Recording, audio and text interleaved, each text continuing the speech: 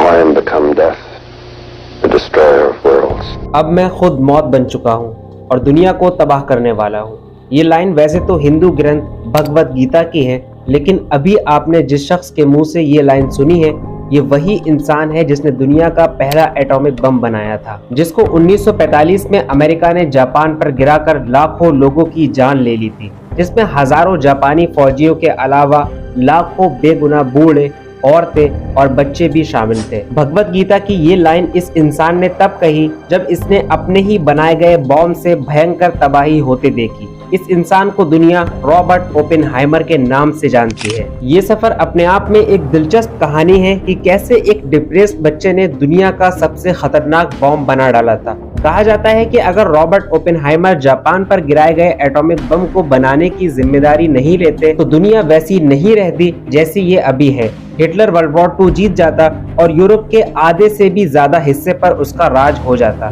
यही नहीं, अगर ओपेनहाइमर एटॉमिक बम बनाने से इनकार कर देते तो शायद आज दुनिया की किसी भी कंट्री के पास न्यूक्लियर वेपन्स नहीं होते। 1904 में पैदा हुए रॉबर्ट ओपेनहाइमर एक अमीर घराने में पैदा हुए थे। उनके फादर जर्मनी से अमेरिका में आकर बस गए थे और उनका टेक्सटाइल का अच्छा खासा बड़ा बिजनेस था।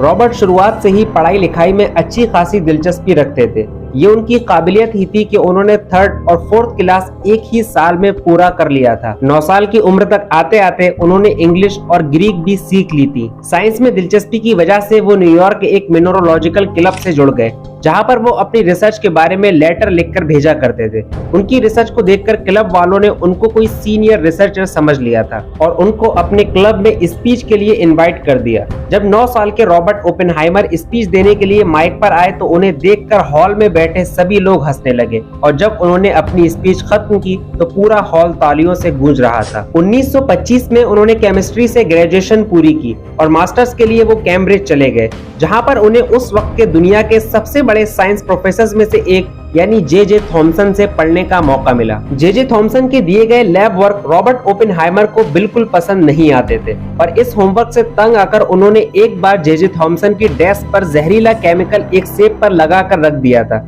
जिसको लकीली जे थॉमसन ने नहीं खाया और उनकी इस हरकत की वजह से उन्हें यूनिवर्सिटी से निकालने की भी बात हुई। लेकिन उनके अमीर बाप की वजह से मामला दबा दिया गया और उन पर कोई एक्शन नहीं लिया गया। 1927 में उन्होंने अपनी पीएचडी पूरी की और उसके बाद हार्वर्ड समेत उन्होंने कई यूनिवर्सिटीज में रिसर्च की और साथ ही साथ स्टूडेंट्स को पढ़ाया भी। 13 साल बाद यानी 1939 में वर्ल्ड वॉर 2 की शुरुआत हो चुकी थी। लगभग पूरी दुनिया 2 हिस्सों में बंट गई थी। 50 से भी ज्यादा देश डायरेक्टली इस जंग में शामिल थे और लगभग 10 करोड़ फौजी इस जंग में आमने सामने थे। इसी दौरान जर्मन चांसलर यानी एडोल्फ हिटलर ने न्यूक्लियर बॉम्ब बनाने का फैसला किया। जर्मनी अपने इस प्रोजेक्ट पर बड़ी खुफिया लेकिन बड़ी तेजी से काम कर रहा था, क्योंकि हिटलर यहूदियों से नफरत करता था, जिसकी वजह से लियो सिजलेट और अल्बर्ट आइंस्टीन जो कि यहूदी भी थे, उन्होंने American president Franklin D Roosevelt को जर्मनी के इस खुफिया प्रोजेक्ट के बारे में बता दिया और ये भी कहा कि अगर अमेरिका वर्ल्ड वॉर 2 जीतना चाहता है तो उसे जर्मनी से पहले उससे भी ज्यादा खतरनाक न्यूक्लियर बॉम्ब बनाना होगा।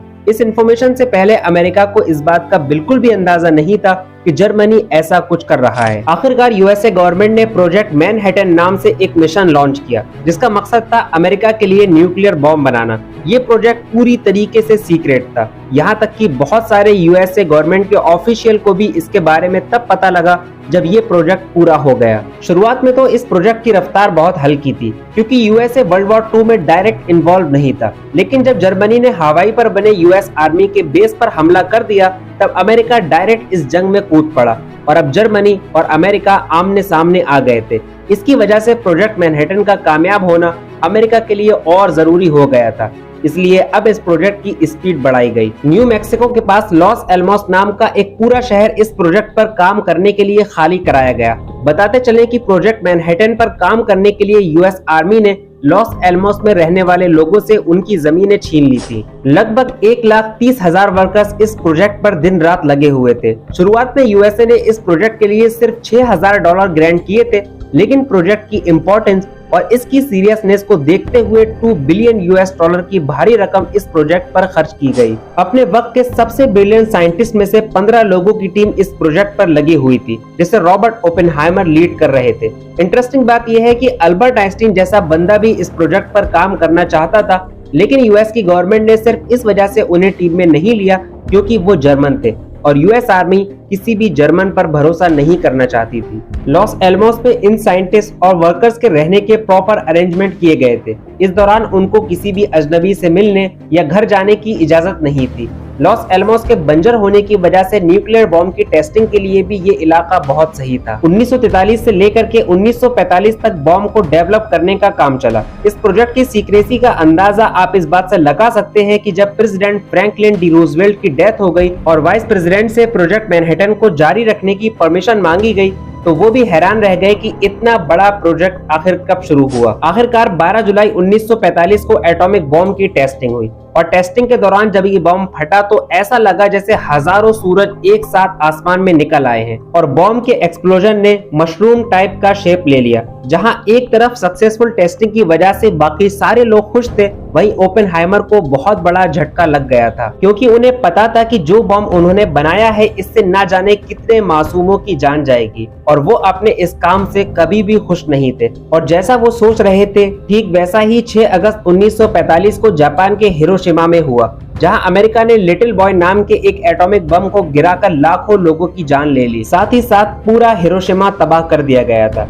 तबाही के बावजूद जब जापान ने सरेंडर नहीं किया तो 9 अगस्त 1945 को फैट मैन नाम का एक और न्यूक्लियर बम जापान के दूसरे शहर नागासाकी पर गिराया गया और इसी के साथ वर्ल्ड वॉर 2 की कहानी अपने अंजाम को पहुंची। जापान में हुई तबाही को देखकर ओपेनहाइमर ने आगे से किसी भी वेपन रिलेटेड साइंटिफिक एक्सपेरिमेंट में शामिल न होने का फैसला किया। इसी वजह से यूएसए ने जब हाइड्रोजन बॉम्ब बनाने का फैसला किया और ओपेनहाइमर को उस प्रोजेक्ट में शामिल होने का ऑफर दिया तो उन्होंने साफ इनकार कर दिया। ओपेनहाइमर को न्यूक्लियर बॉम्ब बनाने का पछतावा हमेशा रहा और इसी पछतावे से जूझते हुए 18 फरवरी 1967 को उन्होंने आखिरी सांस ली। जहां एक तरफ ये साइंटिस्ट अमेरिकन के लिए एक हीरो है क्योंकि उसने अमेरिका को सुपर पावर बनाने में अहम रोल अदा किया, वहीं दूसरी तरफ जापानीज के लिए ये एक विलन है क्योंकि इसी के बनाए गए हथियार से जापान ने अपने इतिहास की सबसे भयंकर तबाही देखी। लेकिन सवाल ये है कि रॉबर्ट ओपेनहाइमर आपके लिए क्या है, हीरो या विलेन? कमेंट सेक्शन में जरूर बताइए। चलिए अब इस वीडियो को यही खत्म करते हैं, इस उम्मीद के साथ कि वीडियो आपको पसंद आई होगी। आप देख रहे हैं इनलाइटेंड लड़का, uncover the past, explore the present and dive into future.